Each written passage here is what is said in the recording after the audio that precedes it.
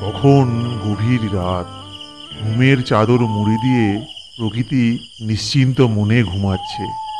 হঠাৎ সব্যসাচী রায়ের ফোনটা বেজে উঠল।